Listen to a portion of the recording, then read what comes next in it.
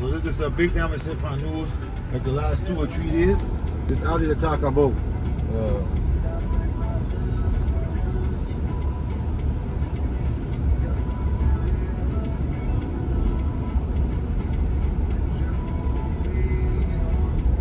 Taco stand. Have to be careful. Rewind.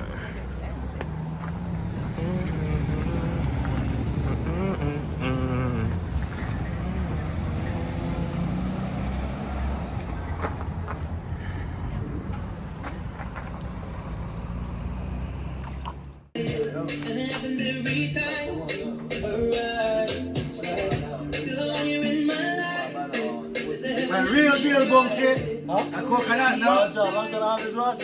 This one. Yeah, coconut. Not no real. Sweet out of the coconut itself. Motherfucker, man. Welcome back home, nigga. They got some cool pieces right here.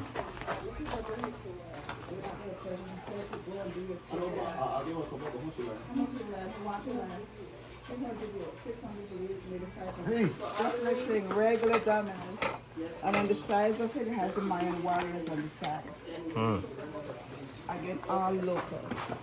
Tight, handcraft. That's right. Damn, that's like a chessboard, right? We have the mini, like travel size. We have the medium size chessboard and the large chessboard. Wow. The game is the Maya versus the Spanish. The Spanish had the horses, the Maya they have the jaguar. So that's the game. Given the Maya won the ball game, I place the Mayan calendar at the top of them. So all of them have the Mayan calendar at the top. Oh, wow. So go ahead and enjoy your tour. You get water right up there. The first one has water. Oh, that's the root, boy. Thank you much. Down the stairs, I'll stop. Might as well, yes. Just come back in the seat. Huh? What's going on? Friends, who got the water? You got any water? All right.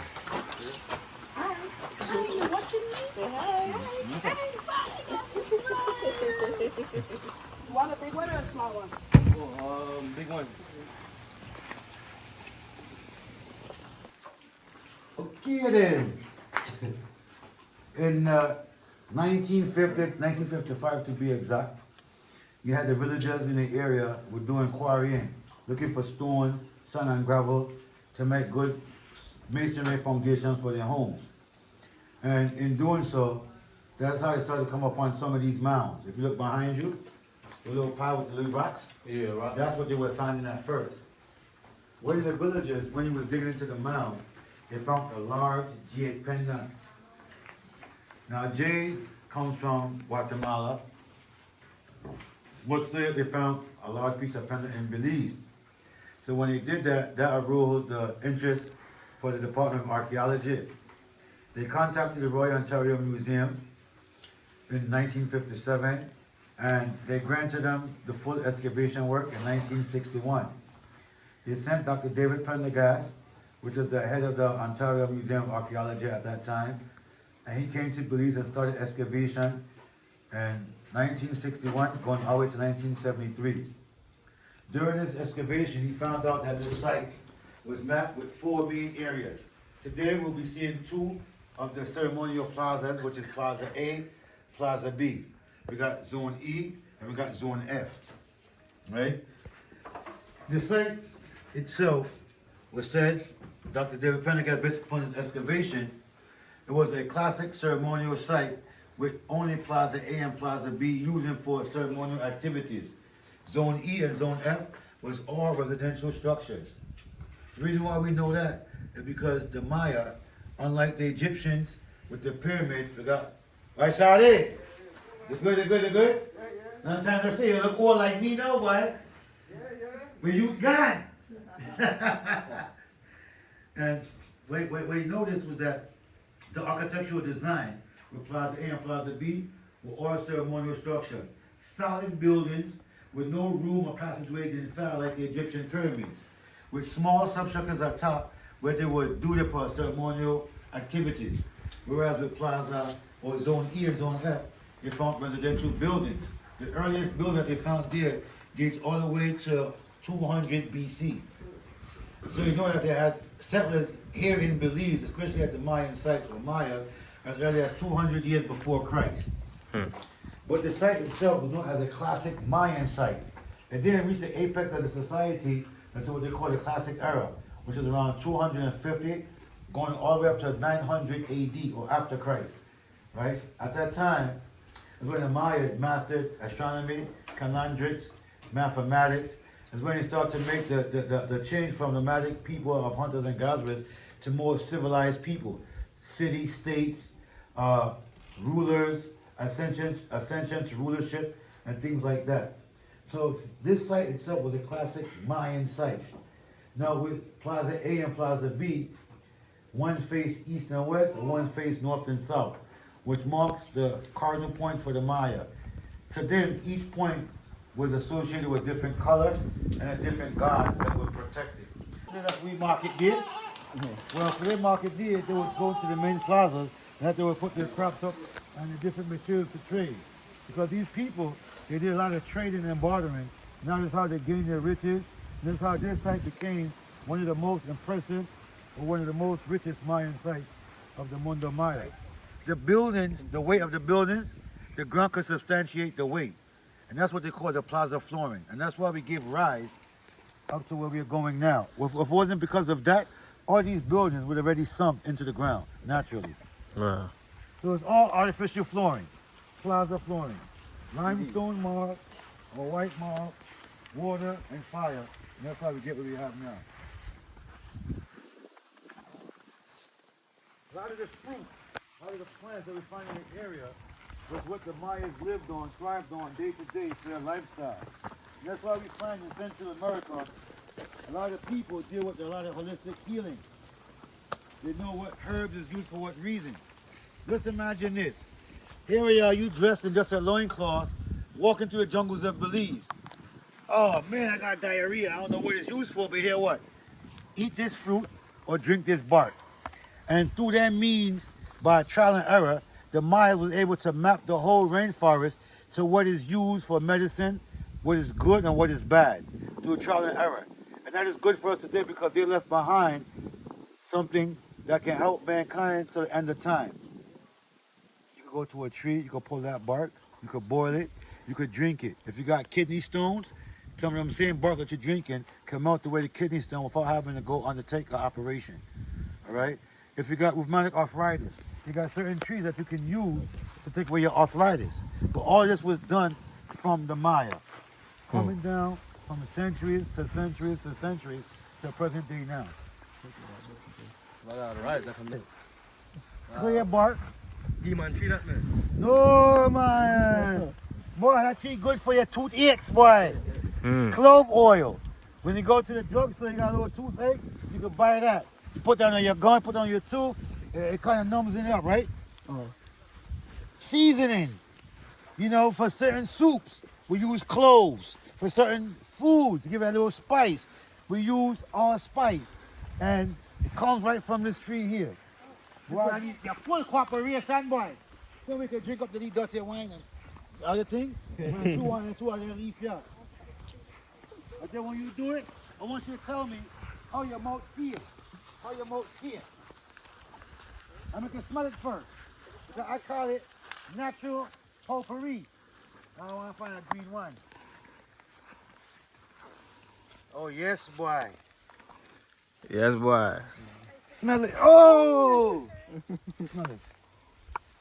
Oh yeah, that's not good. I call it natural potpourri.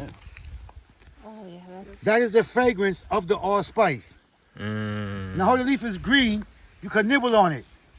Actually, that's the natural source of Novocaine. It numbs your gums, it numbs your mouth, it numbs your teeth.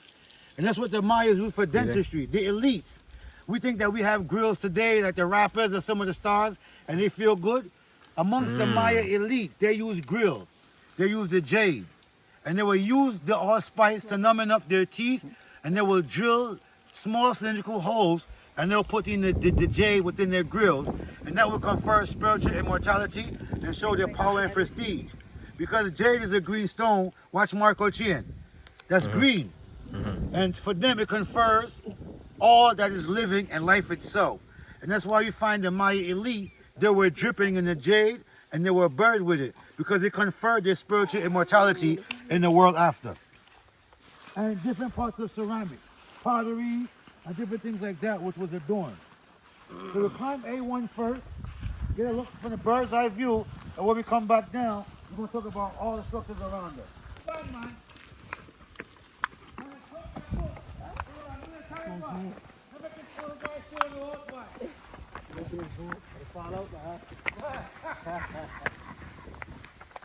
This is crazy.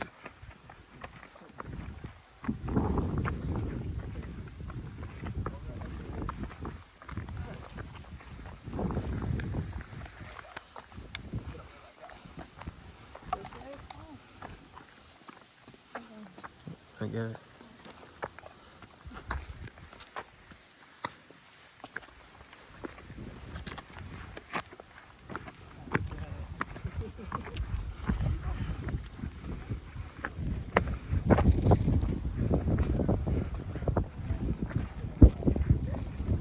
This is raw as hell.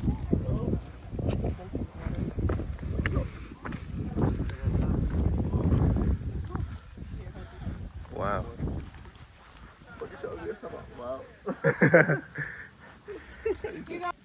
Yeah, this one you kind of like have it jump up a little bit.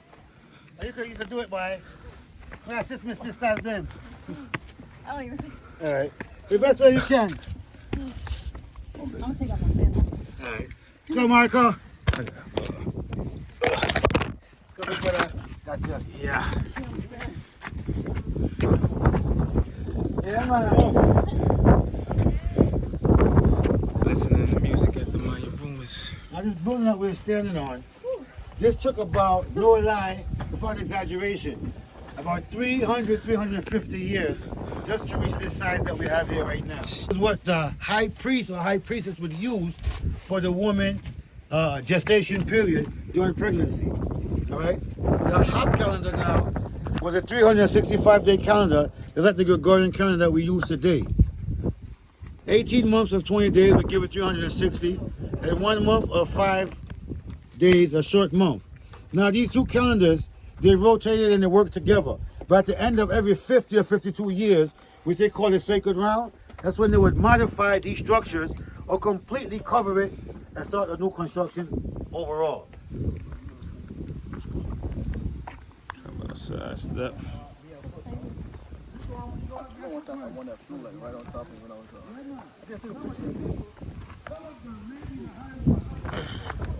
Well, amongst the Maya, a lot of archaeologists in the past, they believe that Maya men were the only rulers until they started to excavate.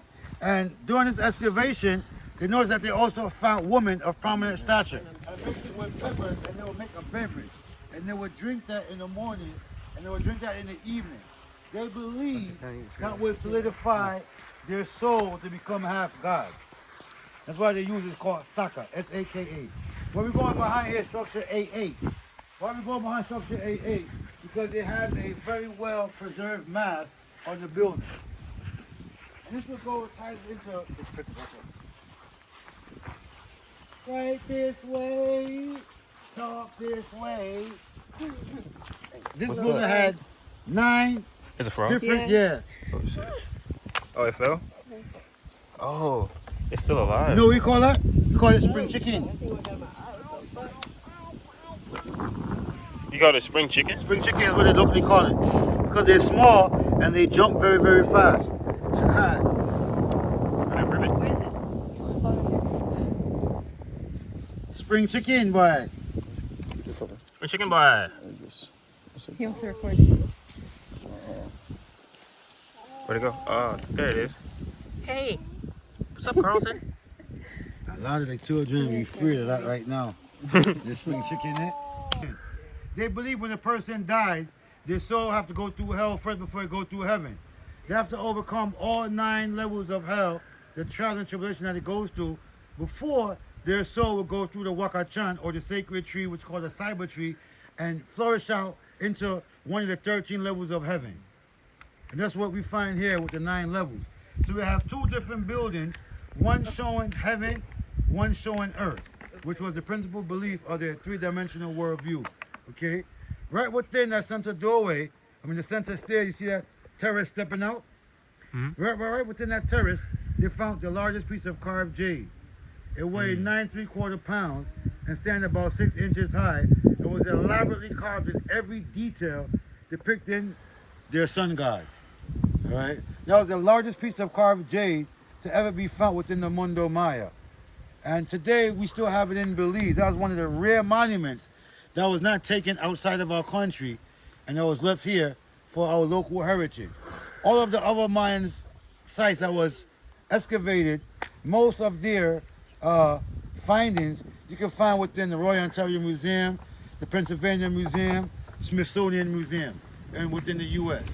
Because those were the museums that were responsible heading the archaeological works at that time.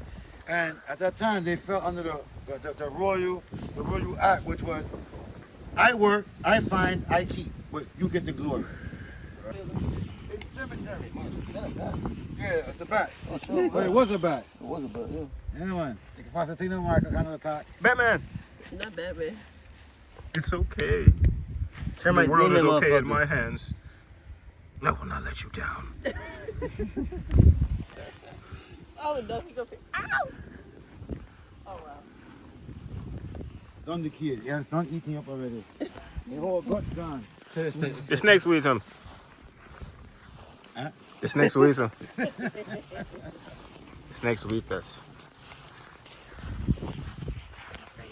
No, I want to climb up this way, you know? I thought you said there's been. Let's close it off before we can be able to walk through here.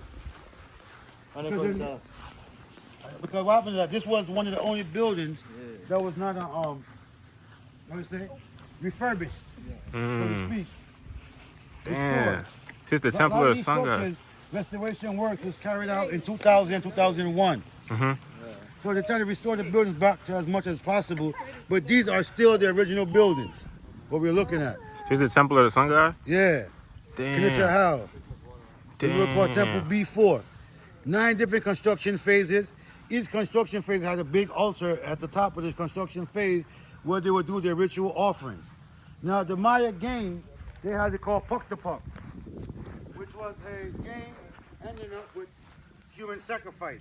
Because each classical Mayan site will have this ball court.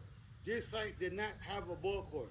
So that type of ceremonial activity was not important for the Maya residing here at Altun Ha.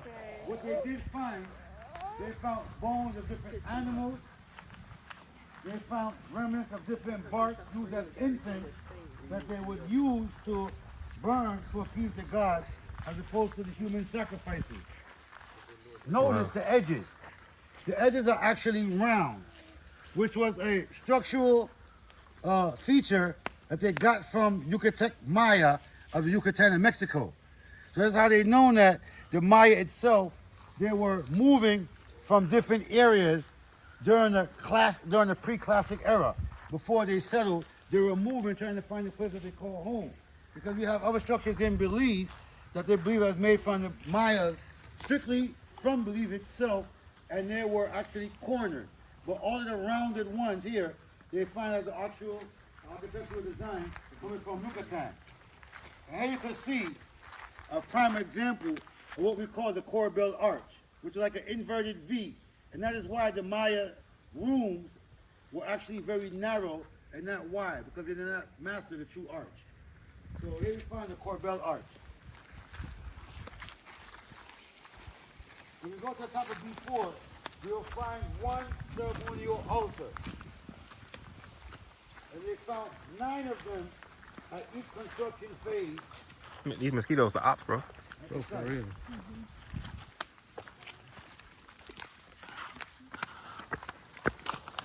Hey, look at the iguana.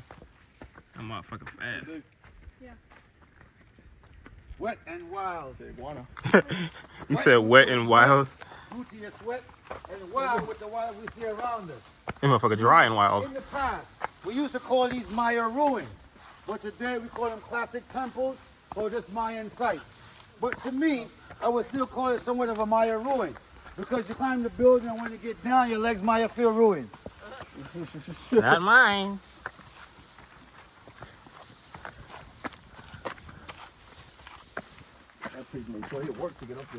Yes, remember I told you. They believe that these bills are only used for ceremonial purposes. And when they climb them, they'll climb them with hands and knees. That Hands will on show your knees, obedience hands to on the your gods above. Believe you me, for their timing, one of the last things they wanted to do was to offend the gods. The sun god, the rain god, and the god of healing and childbirth. Ishel was the goddess of healing and childbirth. Chak was the rain god. And then Kilita Ha was the sun god.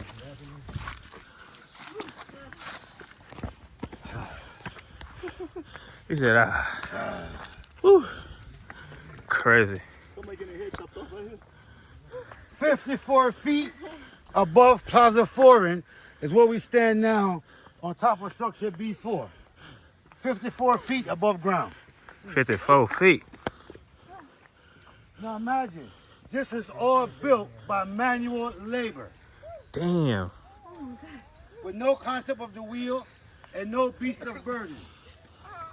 So they would drag it from the jungle in Maine and bring it here, and they would cut each block symmetrically accurate and build them, stack them one on top of the other with the limestone stucco.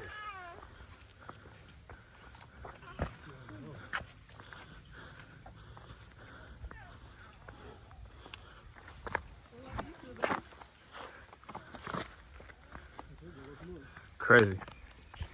Different. So who would sit up here? Like the... Get drugged up by a mosquito. The ones who would stand up here would be just their ruler. Oh, just the ruler, Just okay. the ruler or the high priest. They were the only ones that was bestowed with the privilege of climbing in these areas because they had direct linkage and direct communication with the gods. Right, so they like looking over the whole people. Yeah. Right here. Now watch this. Yo! Hey, yo! You hear the acoustic to the area? Swayze! So one man Swayze! is like Jesus in the Sermon of the Mount. That's He crazy. could talk to thousands and thousands of people just because of the acoustics of the area. Not because he got a big voice. Because everything Damn. flows and echoes. Imagine I perform on a stage like this. Marko! Ummaya! Maya! So let's imagine now, you have 10,000 people below you, all quiet, listen to everything coming off of your mouth. What would you say? I am the captain. I am the captain! That's how you would say it. You don't whisper that, baby. 4,000 people are giving me $20 a month! Kumbaya! So, that's why you'll find only the ruler. I'm boy what? Archaeological artifact that shook the The king of the True Testament of freedom will sit upon the throne of the sun god. Right? They found the stingray spines, which they used for Son! rituals for ascension to rulers. Right? They found day-to-day tools made from the obsidian, spearheads, stones and stuff, right? Yeah, spearhead, shape of like knives, of certain like color, like something like similar to a spoon. You know? Yeah. When you got the time, check Belize City, man. Right down to the museum. It goes right down Queen Street. Yeah. All the way down Queen Street, got the museum right there. They have some of these artifacts right now in the museum. Man, this is high as fuck, y'all. Like, y'all don't realize how high up I am right now, you know? Out of nothing. But I'm doing this shit because we create records, man. I'm saying we create these documents for the world to see, for the world to be inspired, for the world to gain and courage, one showing the king to show appreciation for one's culture, for other cultures. So some of these things was found on hieroglyphs, and some of it was found as figurines.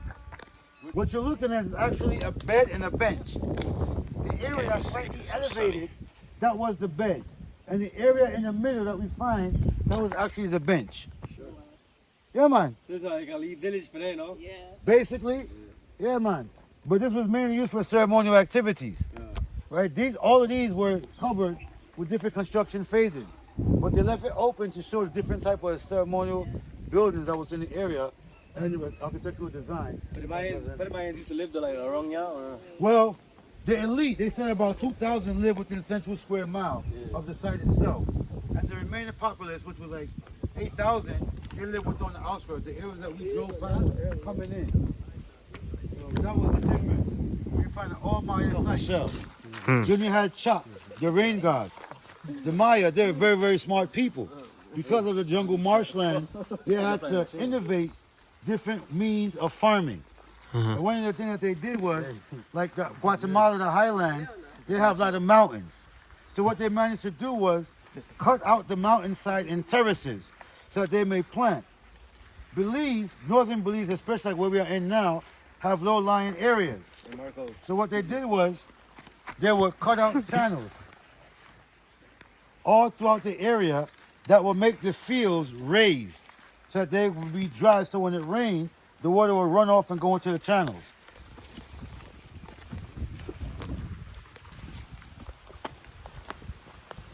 That shit was epic as hell.